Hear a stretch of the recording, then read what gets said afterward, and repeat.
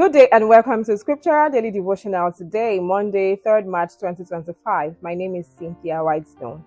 Our scripture today is 2 Corinthians 10:12. It says, "We dare not class ourselves or compare ourselves with those who commend themselves. For those measuring themselves by themselves or comparing themselves among themselves are not wise." It is a very foolish thing for people to compare themselves to others. It is even more foolish for Christians to compare themselves to unbelievers or to sinners. Now, I remember I was teaching somewhere, or let me say preaching somewhere, and a young boy or young guy asked a question. He said, "Why is it that people like him struggle to make ends meet? And then Yahoo boys, that is fraudsters, get what they want easily. They can defraud people and just make money easily and all that. Why is it always like that?" So I told him, the devil will give you all you need so that you can remain comfortable in his prison. What you're going through right now is a training process. And with time, you will get everything you need in abundance. This guy was a hairstylist who was actually saving money to go to school.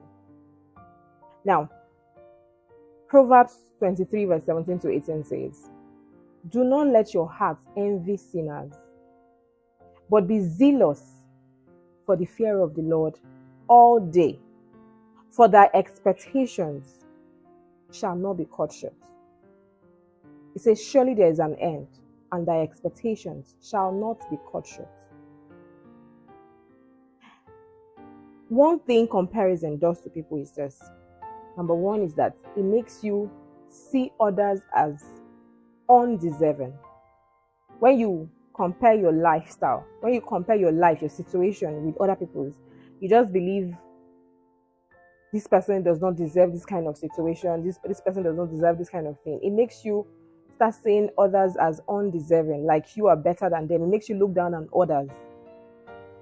It will ignite pride, arrogance in you, because you believe you are better off. Why was it not you? Why were you not given the position? Why were you not given that honor? Now, we see a scriptural example in the book of Matthew 20 from verse 1 to 16.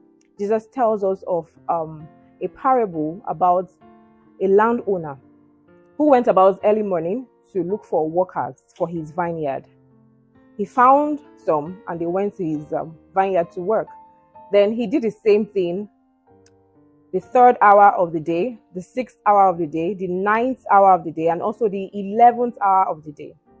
So when the day ended, he called them together to pay them. The first set of people he called, he agreed to pay them 1 denarius. But when he called the other workers, he did not agree anything with them. He just said, "Whatever is fair enough, I will give to you." So when it was time to pay them, he gave every one of them, including those who started from the 3rd hour, from early morning, 6th hour, 11th hour, he gave all of them 1 denarius. Then the first set of people became upset and saying that, "How can you pay us 1 denarius and still pay the people who just worked for 1 hour 1 denarius? It's not fair. We've been under the sun since morning and all that, blah, blah, blah. Why will you do that?" And the landowner said, "Why are you upset? Because I am doing what I want with my money. I am not doing you any wrong. You and I agreed that I was going to give you 1 denarius. So why are you upset? Why is your eye evil? Because I am good. Don't I have a right to do what I please with my money?" So we need to be careful, because once you start comparing yourself, you just believe you are more deserving than they.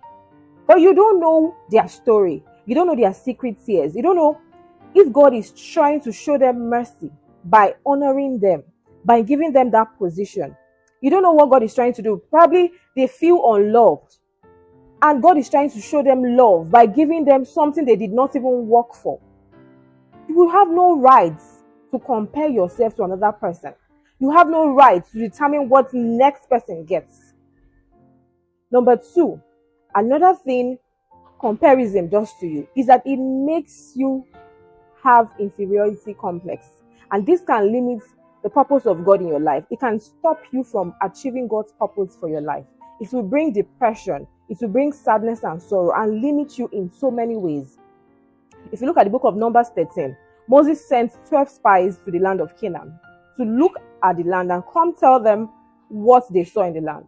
But 10 of them came back and said they saw giants, that they don't believe they will be able to conquer that land because there are giants there, except for 2 people, Caleb and Joshua. And only 2 of them were able to make it into the promised land because of what they could see. You will see yourself as small. When you see yourself as a grasshopper, you will never achieve what an elephant can achieve. You will never behave like a lion that you are when you see yourself as a grasshopper. It's because you are not seeing what God can do. Those 10 spies saw giants. They couldn't see what God could do. They couldn't see what God was able to do for them or what God can do. They saw only what giants can do. And this limited them from entering the promised land. It limited them from conquering what was before them. Dunsi Oyekan sang one song. He said, "The value of my life is how much of you I carry. The impact of my life is how much of you people see." How much of Jesus do you see? How much do you see in you, in yourself? How much of Christ do you see in yourself? Because a lot of people don't know they carry God. They don't know what they carry. And you need to behold before you can become. If you can't see, you can't become. If you don't know what you carry, then you keep behaving like a goat. 2 Corinthians 3:18 says, "We all with unveiled faces, beholding as in a glass, we are being transformed from glory to glory, just as by the Spirit of God." You behold before you become. We behold until we are formed. If you keep seeing yourself as a grasshopper, you will be limited in every area of your life. When you see yourself as a grasshopper, you'll be consumed by the hen. When you understand the grace of God upon your life, when you know what you carry, nothing moves you, nothing shakes you. You don't compare yourself to others. You don't compare your husband. You don't compare your wife. You don't compare your children. You don't compare your siblings. You don't compare your parents to others. Because all you can see is what God can do, what He will make them become. See you tomorrow by the mercies of God. Bye for now.